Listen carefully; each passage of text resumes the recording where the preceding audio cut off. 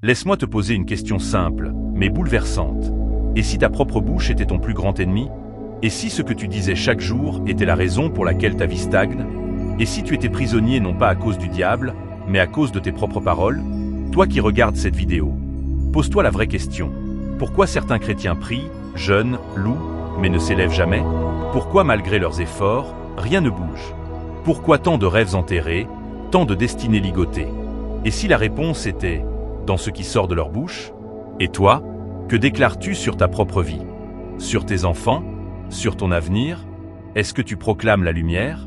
Ou est-ce que tu répètes l'échec, la peur, la malédiction, sans même t'en rendre compte? La parole n'est pas neutre. Elle est une semence. Elle construit ou détruit. Elle ouvre le ciel ou invoque l'enfer.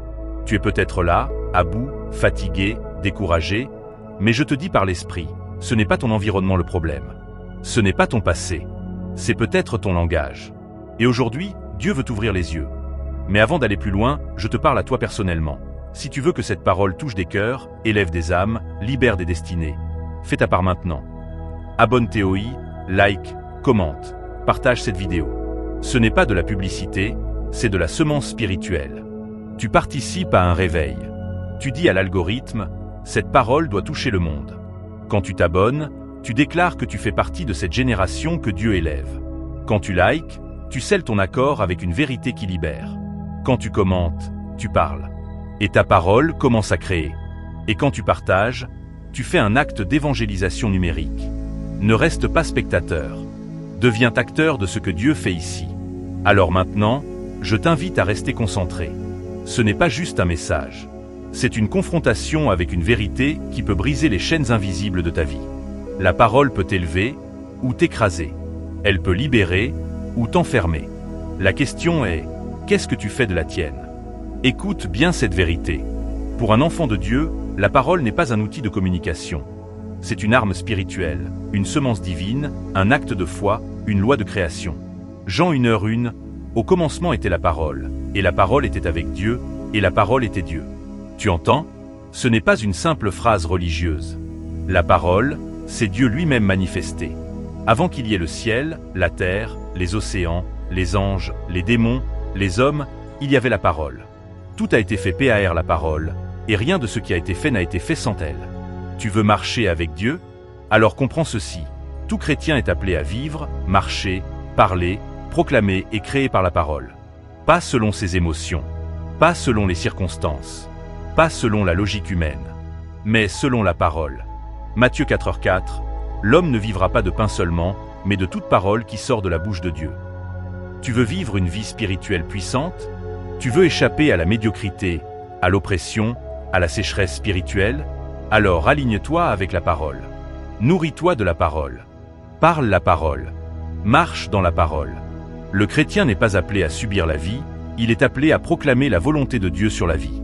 Proverbe 18h21, la mort et la vie sont au pouvoir de la langue. Quiconque l'aime en mangera les fruits. Autrement dit, ta bouche est un autel. Tu y offres soit des paroles de vie, soit des paroles de mort. Tu bénis ou tu maudis. Tu construis ou tu détruis. La parole du chrétien est sacrée, parce qu'elle porte en elle une puissance spirituelle.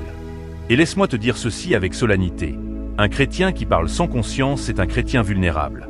Un chrétien qui ne comprend pas la puissance de la parole est comme un soldat avec une arme sans savoir s'en servir. Écoute-moi bien. Si tu veux vivre une vie chrétienne stable, solide, victorieuse, tu dois comprendre que ta délivrance, ta liberté et ta stature spirituelle dépendent de ta relation avec la parole. Ce n'est pas l'huile du prophète qui te libère. Ce n'est pas la main du pasteur qui t'établit. C'est la parole révélée, crue, déclarée et vécue qui te fait passer de la captivité à la royauté. Jean 8h32, vous connaîtrez la vérité, et la vérité vous affranchira. La vérité dont parle Jésus ici, ce n'est pas une opinion. Ce n'est pas une information. C'est une parole révélée, vivante, qui libère ton âme, brise les chaînes mentales et pulvérise les forteresses invisibles. Chaque chaîne spirituelle que tu portes a une racine dans un mensonge que tu as cru. Mais chaque délivrance véritable commence quand une parole de vérité entre dans ton esprit comme une épée. Ce que tu crois détermine ce que tu vis. Ce que tu déclares détermine ce que tu verras. Proverbe 4, 20-22. Mon fils, sois attentif à mes paroles, car elles sont la vie pour ceux qui les trouvent et la santé pour tout leur corps. La parole de Dieu est un médicament, une chirurgie spirituelle, un feu purificateur, une semence de régénération. Tu veux être guéri? Reçois la parole. Tu veux être délivré? Proclame la parole. Tu veux être enraciné? Médite la parole. Tu veux grandir? Marche dans la parole. Un chrétien sans parole est comme une maison sans fondation. Il peut parler en langue, tomber sous l'onction, danser à l'église, mais il tombera dès que le vent soufflera.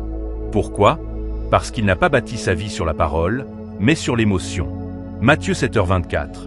Celui qui entend mes paroles et les met en pratique est semblable à un homme sage qui a bâti sa maison sur le roc. Le roc, ce n'est pas l'église. Ce n'est pas le pasteur. Ce n'est même pas le Saint-Esprit seul. Le roc, c'est la parole de Jésus vécu. Tu veux sortir des blocages? Tu veux élever ta vie spirituelle? Alors change ta manière de penser et aligne ta bouche avec la parole de Dieu.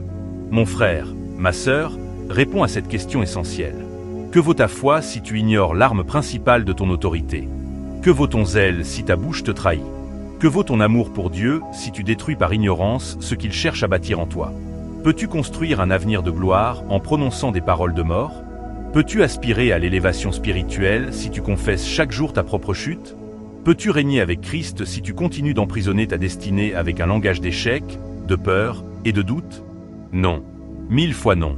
La vérité, c'est que l'un des plus grands drames du peuple de Dieu, ce n'est pas le combat spirituel, c'est l'ignorance spirituelle. Et dans cette ignorance, le plus dangereux, c'est de ne pas comprendre le poids éternel d'une simple parole. Tu es enlacé par les paroles de ta bouche. Proverbe 6,2. Ce verset n'est pas une poésie. C'est un verdict céleste. Ce n'est pas le diable qui t'enlace. C'est ta bouche. Tu pries avec foi le matin, mais tu parles avec doute l'après-midi. Tu déclares des promesses à l'église, mais tu parles comme un vaincu chez toi. Et tu t'étonnes que ta vie ressemble à une prison? Écoute-moi, il existe des prisons spirituelles construites par des paroles humaines. Des cages invisibles faites de murmures, de malédictions personnelles, de confessions négatives. Et tant que tu refuses de reconnaître cette réalité, tu ne pourras jamais en sortir. Jacques 3,10. De la même bouche sortent la bénédiction et la malédiction. Il ne faut pas, mes frères, qu'il en soit ainsi. La bouche d'un chrétien ne doit pas être une double source. Soit elle élève, soit elle détruit. Soit elle ouvre des cieux, soit elle active l'enfer. Retiens ceci, ce que tu dis chaque jour façonne ton atmosphère spirituelle. Et ton atmosphère détermine ton altitude. Et ton altitude influence ta destinée. Alors je te pose une dernière question. Vas-tu continuer à ignorer la puissance créatrice ou destructrice de ta langue? Ou vas-tu enfin te réveiller et réaligner ton langage avec la vérité de Christ pour sortir de cette prison que tu as bâtie sans le